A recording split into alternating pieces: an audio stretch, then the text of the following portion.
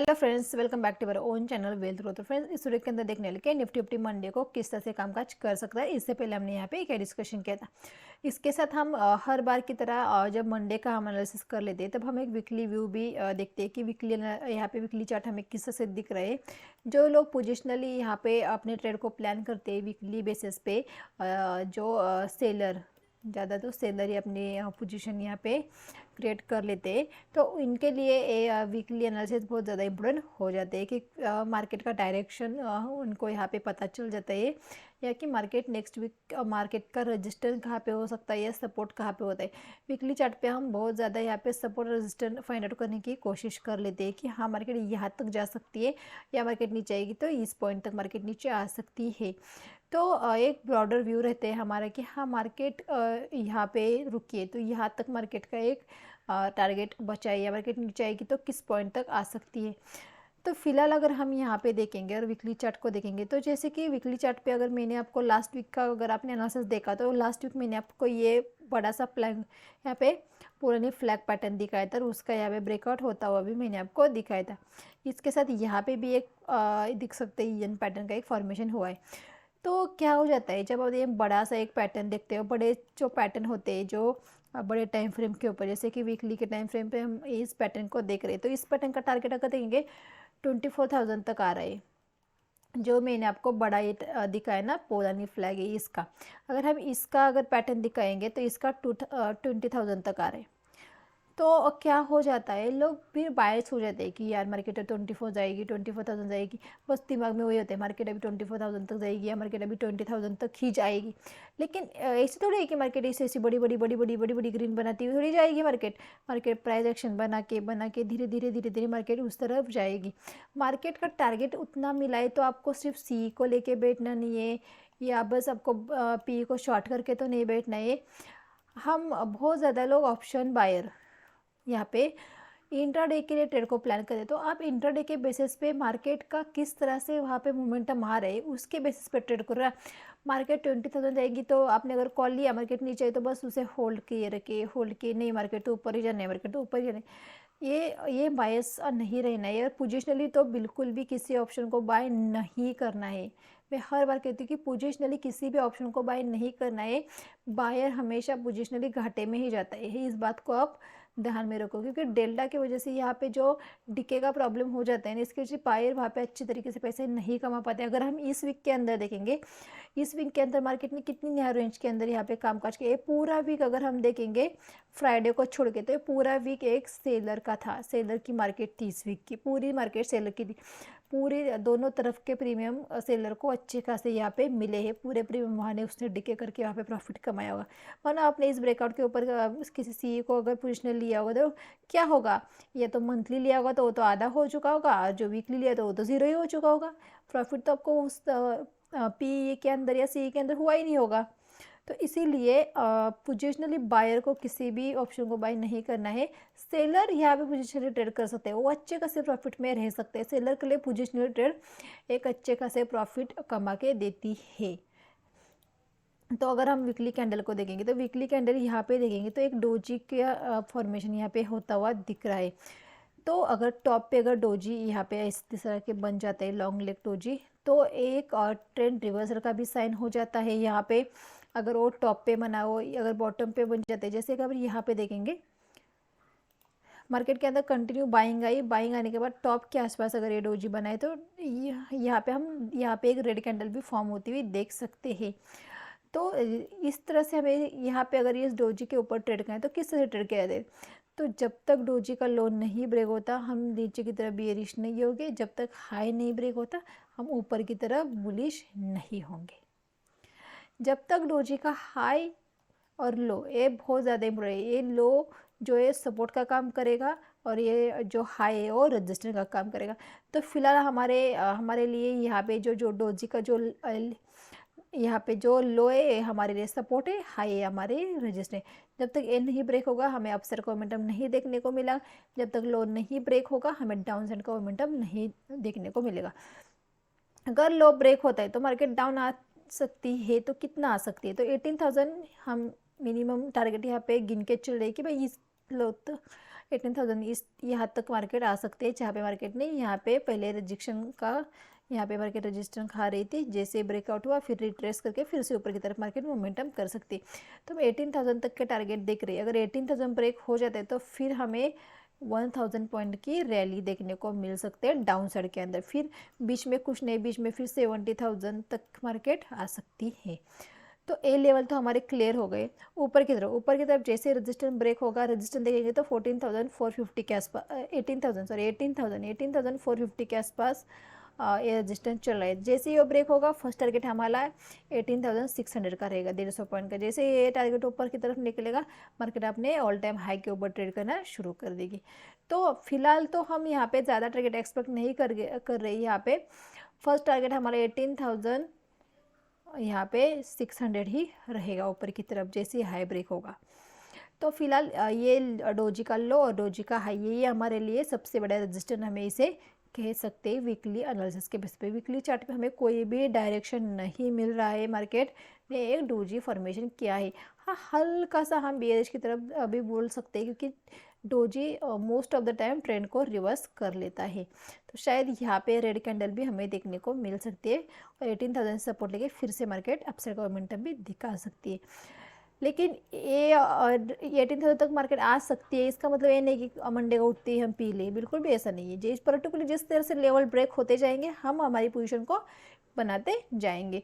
हम हर एक लेवल के ऊपर काम करेंगे। जैसे लेवल ब्रेक होगी डेफिनेटली हम उस साइड के तरफ एक अपने ट्रेड को इनिशिएट कर लेंगे। तो चलो डे चार्ट पे देखते हैं, डे चार्ट के ऊपर हमें यहाँ पे क्या देखने को मिल रहा है। अगर हम डे का चार्ट लगाते हैं यहाँ पे, तो डे के चार्ट पे देखेंगे तो मार्केट कंटिन्यूली एक रेंज के अंदर यहाँ पे कामकाज करती हुई दिख रही है आपको। अगर यहाँ पे देखेंगे पहले मार्केट ने यहाँ पे रेंज बनाई, ये रेंज ब्रेक की, मार्केट ने फिर से यहाँ पे एक रेंज बनाई। तो मार्केट ऊपर तो जा रही है, मार्केट ऊपर की तरफ मोमेंटम कर रही है, लेकिन बायर को कुछ भी यहाँ पे प्रॉफिट नहीं हो रहा है। मार्केट बस रेंज के अंदर कामकाज कर रही है। अगर हम देखेंगे यहाँ पे भी मार्केट ने एक रेंज के अंदर ही कामकाज किया है। मार्केट ने इस रेंज को ब्रेक किया, मार्केट नीचे गई, मार्केट तुरंत मार्केट ने ऊपर की तरफ मूवमेंट हो गई। जो ये गैप था वो हम सोचे कि मार्केट इस गैप को फिल कर दे, लेकिन मार्केट ने इस गैप को नहीं फिल किया। मार्केट जैसे ही नीचे आई मार्केट ने तुरंत ही यहाँ पे रिवर्स हो गई है मार्केट। लेकिन अगर देखेंगे कैंडल एक यहाँ पे रेड कैंडल ही फॉर्मेशन हुई है, तो तुरंत हम बियरिश भी और बुलिश भी हमें इस चार्ट पे यहाँ पे भी हमें सेम रेंज देखने को मिल रही है। जब तक रेंज नहीं ब्रेक होगी हमारा ट्रेंड नहीं यहाँ पे डिसाइड होगा। ऊपर की तरफ रेंज ब्रेक होगी तो हम अप साइड के मोमेंटम के लिए बैठ सकते। नीचे की साइड की अगर रेंज ब्रेक हो जाती है तो हम डाउन साइड के लिए ट्रेड को प्लान कर सकते। अगर नीचे की साइड यहाँ पे 18,250 के नीचे फिर से मार्केट आ जाती है तो डेफिनेटली 18,000 तक के टारगेट हमें मार्केट दिखाई सकती है।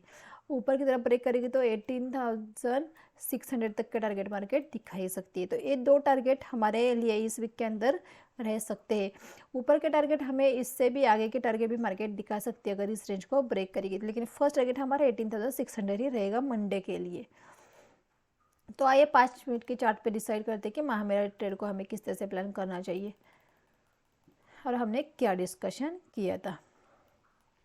आपको याद होगा तो डेफिनेटली मैंने आपको यहाँ पे एक ड्रॉ करके दिया था चैनल, तो मैं इसे फिर से मैं आपको ड्रॉ कर लेती हूँ तो आपको समझ में आएगी कि हमने क्या डिसाइड किया था मंडे के लिए। जैसे कि हमने सबसे पहले हाई को ड्रॉ किया, फिर हमने लो को ड्रॉ किया और फिर हमने इस मिडल पॉइंट को ड्रॉ किया था जो यहाँ पे आ रहा था। तो इस तरह से हमने ड्रॉ कर लिया था। तो हमने डिसाइड क्या किया था, अगर मार्केट फ्लैट ओपन हो जाती है या मार्केट गैप अप खुल जाती है, मार्केट अगर गैप अप खुल जाती है और जैसे इस रेंज को ब्रेक करेगी 18,350 को तुरंत हम एक पी की पोजीशन ले सकते हैं। फर्स्ट टारगेट हमारा रहेगा 18,280 या 18,260 तक के टारगेट हमें देखने को मिल सकती है।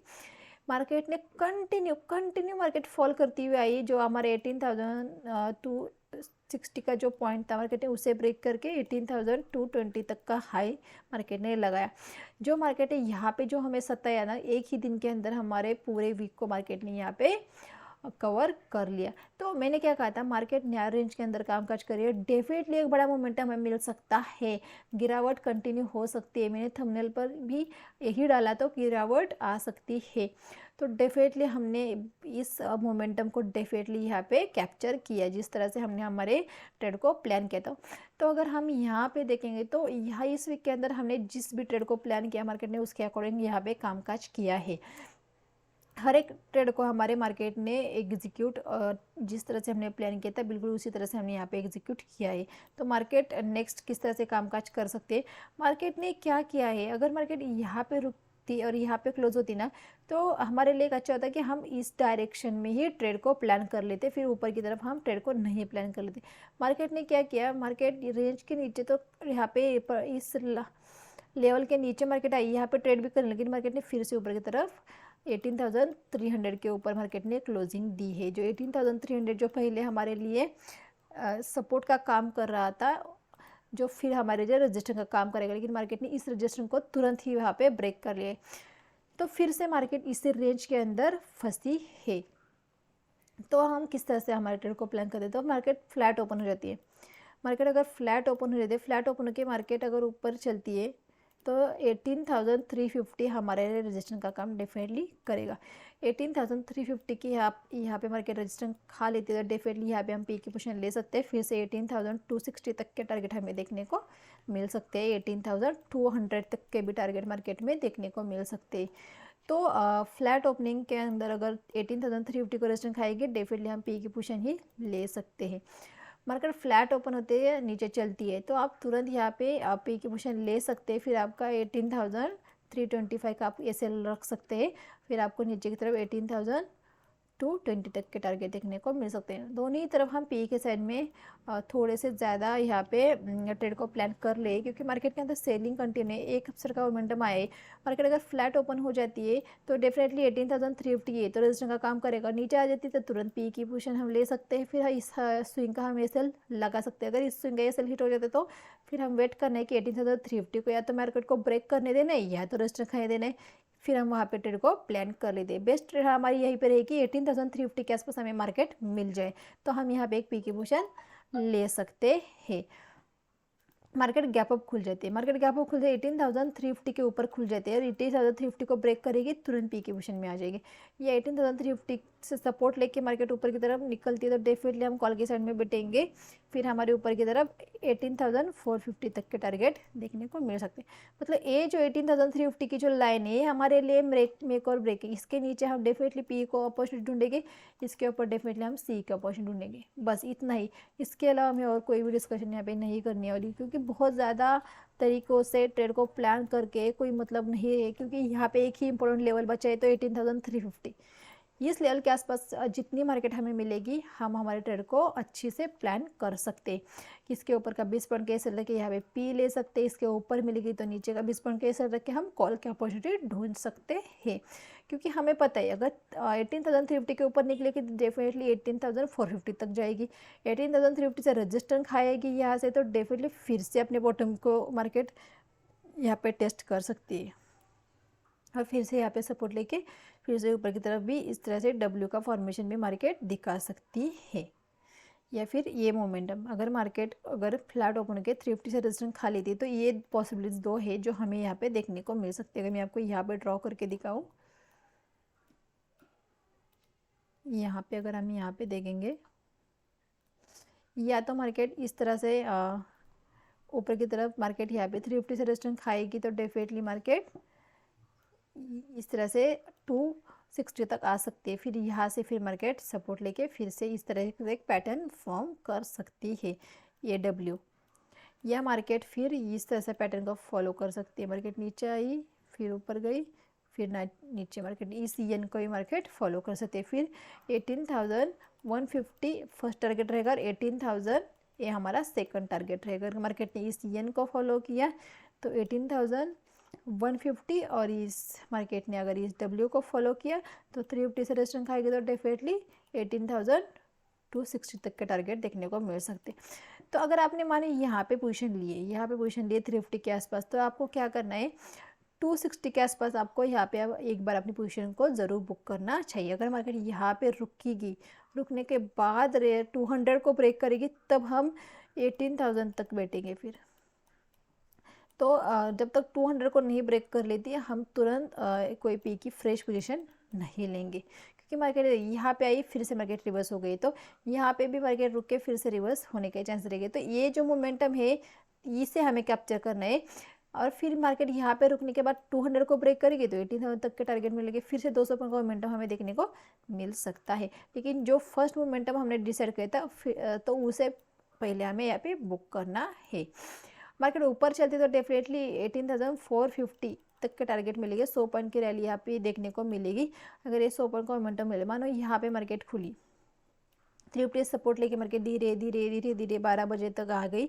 12 बजे इसके ऊपर अगर छोटी छोटी कैंडल बना के अगर 12 बजे इसे तोड़ा 18,450 को, तो 18,600 के टारगेट हमें मंडे को ही देखने को मिल सकते हैं। फिर ये रैली कंटिन्यू मार्केट कर सकती है। तो इस सारी चीज़ों को आपको ड्यूरिंग द मार्केट डिसाइड करना है कि मार्केट इसे ब्रेक कर रही है, मार्केट इसे रेजिस्टेंस खा रही है। तो ये सारी चीज़ें आपको एक्सपीरियंस के साथ आ जाएगी, आपको समझ में आ जाएगा कि मार्केट एग्जैक्टली करना क्या चाह रही है। तो आई होप फ्रेंड्स आपको सारे पॉइंट क्लियर हो चुके होंगे। आपको हाई लो और मिडल पॉइंट को ड्रॉ करके रखना है। मार्केट जैसे भी ओपन हो, जिस पॉइंट के आसपास मिलेगी उस पॉइंट के आसपास आप अपने ट्रेड को प्लान कर सकते हो। बहुत ही आसान हो जाता है। अगर हमारे पास लेवल हो जाए तो उस लेवल के ऊपर ट्रेड करना बहुत आसान हो जाता है। वरना आपके पास लेवल है, मार्केट कैसे भी ओपन हो, यहाँ पे ओपन हो, यहाँ पे ओपन हो, नीचे भी ओपन हो, बहुत ज़्यादा गैप डाउन भी मार्केट यहाँ पे दिखाए, तो फिर हमें क्या करना है, प्राइस एक्शन के अकॉर्डिंग कामकाज करना है। लेकिन अगर इस लेवल के आसपास ओपन हो जाती है तो डेफिनेटली आपको क्या करना है कि किस तरह से ट्रेड को अपने प्लान करना है। और बहुत बड़ा गैप अप के चांसेस हमें दिख नहीं रही है कि मार्केट इतना बड़ा गैप अप दिखाए 200 पॉइंट का। अगर 200 पॉइंट का गैप अप अगर मार्केट दिखा देती तो फिर मार्केट एक रेंज के अंदर फंसी हुई देखने को मिल सकती है, क्योंकि हर बार मार्केट ऐसा ही कर रही थी कि बहुत बड़ा गैप अप के बाद मार्केट एक रेंज के अंदर फंस जाती है। तो आई होप फ्रेंड्स आपको सारे पॉइंट क्लियर हो चुके होंगे कि किस तरह से अपने ट्रेड को प्लान करना है। वीडियो अच्छा लगा वीडियो को लाइक और चैनल को ज़रूर सब्सक्राइब और बेल आइकन दबाना मत भूलें। अगर आप बेल आइकन नहीं दबाए को हमारे वीडियो की नोटिफिकेशन आपको नहीं मिलेगी। तो थैंक यू।